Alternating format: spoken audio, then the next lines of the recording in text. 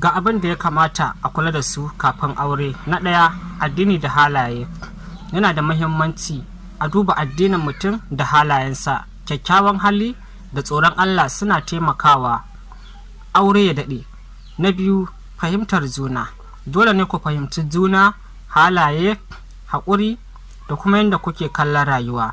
Abu na uku, soyayya ta gaskiya. Soyayya ba wai kalamai ba ce kaɗai, tana haɗe da kulawa, girmamawa da kuma amana. Sai kuma haƙuri da juna. Rayuwa tana da ƙalubale, don haka dole mutum ya kasance mai haƙuri. Na biyar, iyali da asalinsa. Sirrin iyalin mutum da yadda suke yin rayuwa yana da amfani, domin aure yana haɗe da iyalai biyu. Na shida, tattalin arziki.